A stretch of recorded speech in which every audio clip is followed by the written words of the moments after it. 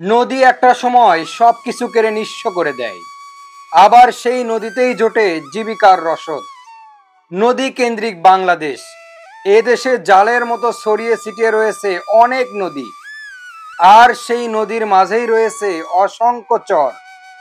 চরের মানুষদের সাদামাটা জীবন, জীবিকার তাগিদে করতে হয় অনেক কাজ।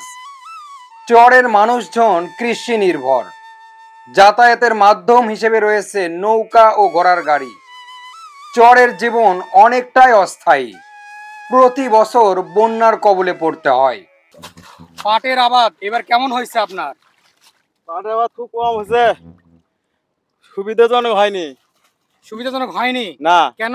বন্যা, পাট নমলা বন্যা, খরানের সময় পাট বন্যা হয়নি, বৃষ্টি হয়নি বন্যার সময়। মানে পাটগুলো পরিপক্ক হওয়ার আগেই বন্যা উঠছে? হ্যাঁ, পাট না হওয়ার আগেই বন্যা উঠে গেছে। পাট কেবল এক মাথা, তার মধ্যে না হইতে পাট বন্যা তো ইয়ে হয়ে গেছে। আপনারা ক্ষতিগ্রস্ত হয়েছেন? হ্যাঁ, আমরা খুব ক্ষতিগ্রস্ত হয়েছি। নদী পাড়ের এই চরটির নাম বাটিয়া চর, অনেকে এটাকে বাটি চর নামে ডাকে। চরটির অবস্থান বগুড়ার সারিয়াকান্দি উপজেলায়। কালীতলা ঘাট থেকে দূরত্ব মাত্র 2 কিলোমিটার। দ্রুতই নামতে শুরু করেছে বন্যার পানি।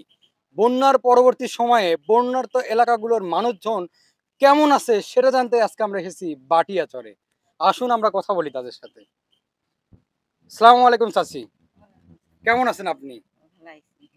বন্যার পানি কি আপনার বাড়িতে উঠছিল? এই ঘরে পর্যন্ত উঠছিল? এগুলো একদম পানিতে ভরপুর হয়ে গেছিল। আপনার মালামাল নষ্ট হয়নি?